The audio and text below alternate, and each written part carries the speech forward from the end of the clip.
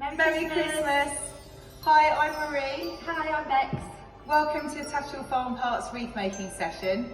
It's very different this year because of coronavirus, and instead of having you all here drinking your mulled wine, eating your mince pies, we're doing this little video for you that will show you how to make a wreath from start to finish in the comfort of your own home. So what we're going to do is we're going to send you everything you need, and the first thing we're going to start with is your ring, and then you need your bobbin, and this is a bobbin of wire. And the first part of the process is to attach the moss to the ring with the wire. Becs is doing now, Becs is just attaching the wire to the ring. So you need to make a secure anchor for the wire because you're going to use that as your point to start wrapping the moss. So you can see Becs has adhered it to one of the struts in the ring. And then the next thing we're going to do is grab a handful of moss. Now the moss can be quite wet, so you want to squidge it down, and it wants to be like a fist size full that you then hold on to your ring. Okay, then the wrapping is a continuous movement. You squash the moss, then you take your bobbin around and secure the moss. You squash the moss, you go round again with your bobbin. So can you see the moss is tightly adhered to the ring?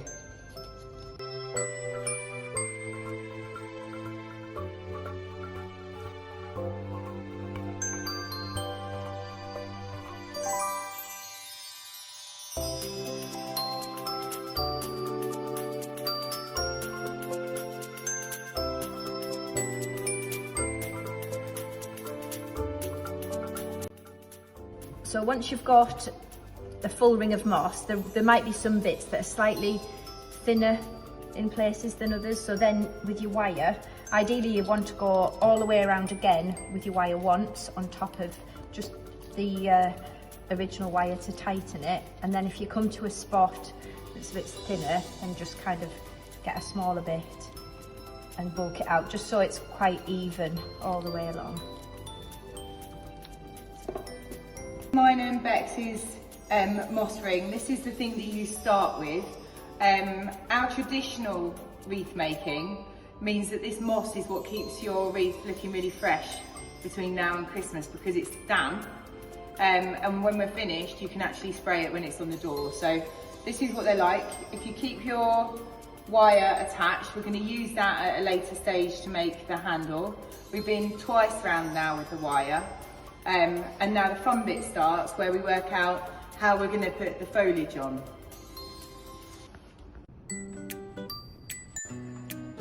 Right, so now the fun bit, and that's attaching the foliage. So what you do is, if you think you have to cover your ring, you want a bit on the inside, a bit on the middle, and a bit on the outside.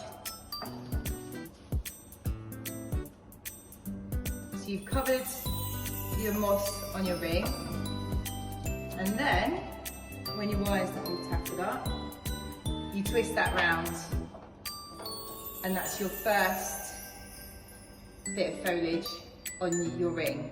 You then create that process again and again and again, getting your 3 pieces of foliage and covering it like a hand to cover the join. Don't panic as well if there's little gaps here, because it overlaps, doesn't it? Yeah, exactly. And you've got the opportunity at the end, if you've got any skinny bits or any bits that look a bit bald, then we can go back in and add an extra bit of foliage to cover that up. So the next bit really, for the next 10-15 minutes, is you picking what foliage you'd like, in what order, and attaching it to your ring. So it's quite nice as well if you just choose random bits. It doesn't have to be uniform or in a particular pattern. It's quite nice with all of just the different foliages together. See any joins? Again, because just to stress the importance of overlapping, like hands, hands, hands. so that you can't see the wire when you're actually putting the foliage on.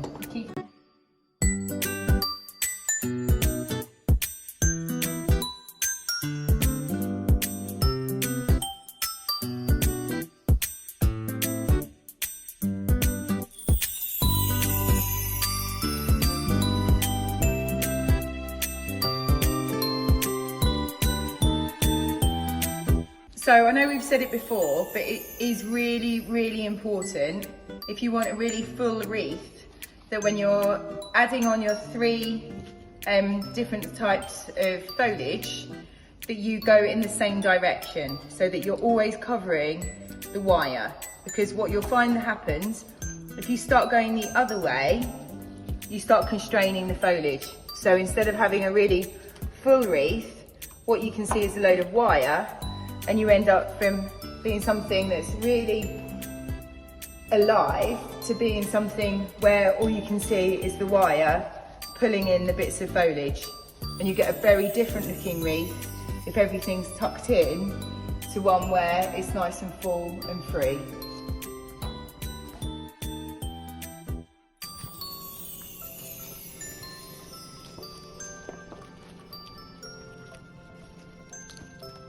Right, so I'm not happy with mine. I don't think it's perfect yet.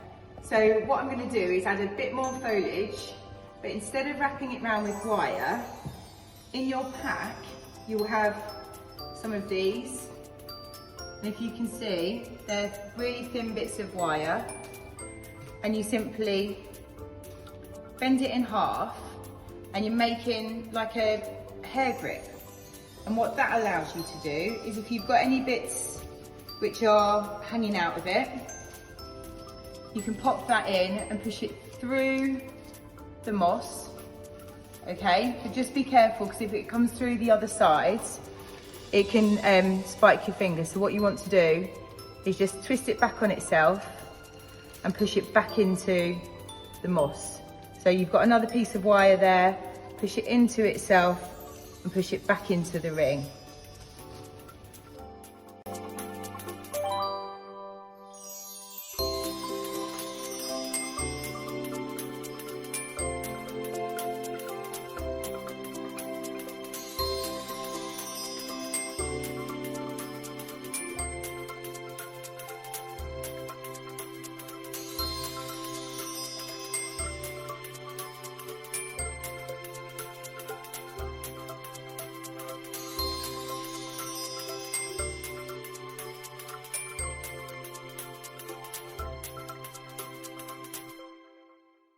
There's going to be here, and a way that I find easy is to just at this point cut the bobbin and then take the end of the wire and thread it around. You'll be able to see a bit of the ring at the back of the moss, so just thread it through a couple of times as if you were sewing, really.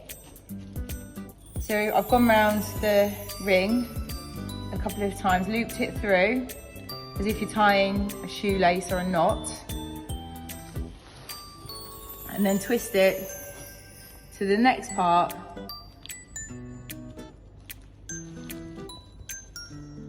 You get your end of the wire, so I think that's going to be good enough for my handle. I'm going to twist it round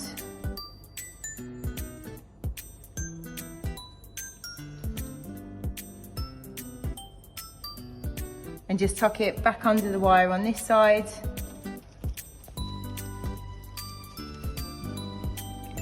And twist it back round again in a corkscrew motion.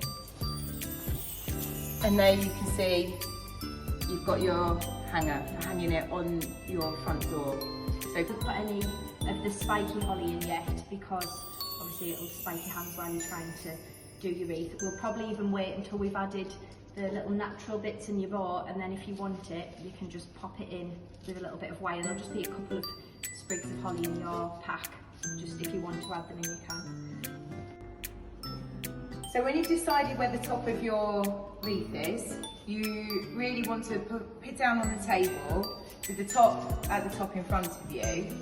And then you get the opportunity to play around with all of the extra really natural bits for your wreath and lay them out where you think it will look good. Now things often look good if they are done in threes. So one thing plonked there, one thing plonked there doesn't necessarily make it look really attractive. What you can find is that actually if you take a couple of pieces of orange and a piece of cinnamon, that you can attach that together by again making a hair clip type arrangement. So you have your two pieces of orange, you push your piece of wire through,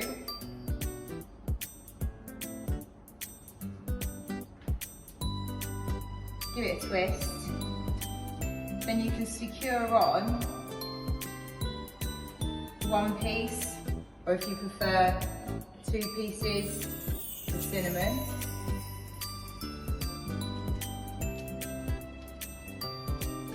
And you make that into an arrangement to pop onto your wreath.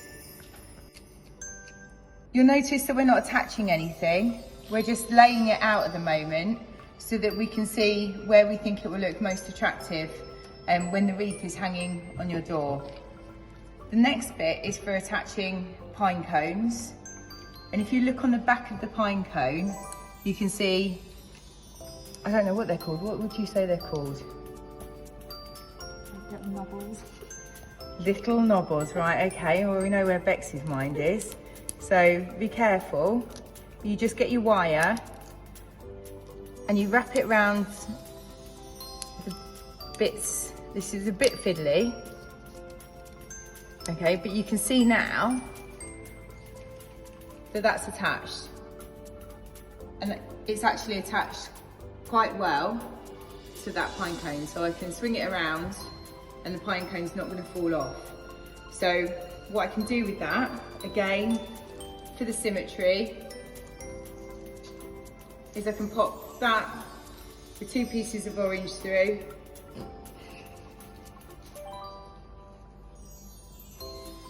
It's going to look nice, because what you don't want to do is attach everything and then hold it up and then be unattaching everything to get the look that you're going for. You'll see we've got a couple of different types of cinnamon. Some of them you'll need to use the wire on to hold together yourself. Some of them already come with some wire already attached. It's totally up to you, but in your pack you'll find either a bit of red raffia or a bit of green, or you might get a bit of both. And if you have got a couple of cinnamon sticks, you can actually use that to tie them together. It makes quite a pretty effect, which you can then just tie it in a simple knot. But I'm nearly happy with mine, so I've got a final little piece that I'm going to slot into where I think will look good on my wreath. And once you're happy with how your wreath looks, at that point you can start attaching one piece at a time. So again, you can see we've got a couple of pieces of cinnamon, we've got a couple of pine cones, we've got probably 8 pieces of dried orange. But it's really, in the wreath that we do, it's the foliage that does the work, because that really is a quite beautiful part of it. That's the thing that really looks amazing and you get real compliments for when it's hanging on the door. And it smells really good.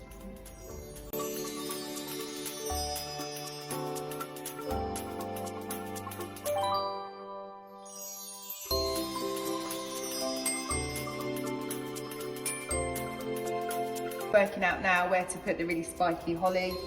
So I'm holding it up, standing back from it, and I think possibly down here, just at the bottom. Because what we've also got to think is, where are we going to put our bow? And that's a really important thing. So you've got the option to put it at the top or the bottom, but leave some space when you're arranging your bits and pieces, so that you have got space for your bow if you want to put a bow on your wreath. Okay, so here are our wreaths, all finished with the extra naturally bits on them. And you've then got a piece of ribbon in your pack. So you can decide, some people don't use them, You can decide whether it goes at the top or the bottom. So we're going to make a bow.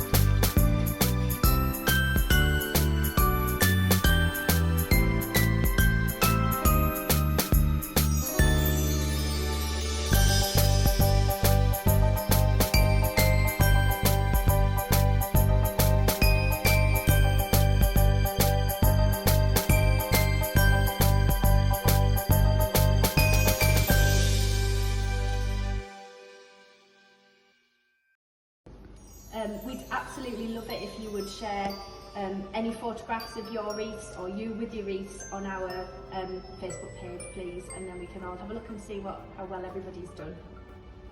What you'll notice, this is my wreath. This is mine. And we've started off with exactly the same ingredients, but both of our wreaths look totally different. And that's the beauty of actually when you come and do wreath making yourself, and when you normally come to one of our classes, is that everybody walks out and they start with a ring and they wonder what on earth they're going to walk out with, and they walk out with something that's really individual, really natural and really beautiful. And you'll notice that Becs has put ends on her bow and she cut a little V shape in to put her bow and she's put it at the top. I chose instead to do a double bow on mine and put it at the bottom.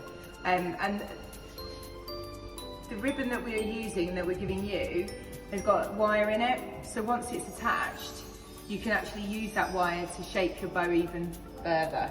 So we hope you'll agree that if you've got to this stage in the process, you've got a beautiful looking wreath to hang on your front door. And all that's left to say really is for us to say Merry Christmas and have a great time. So Merry Christmas everyone. Bye.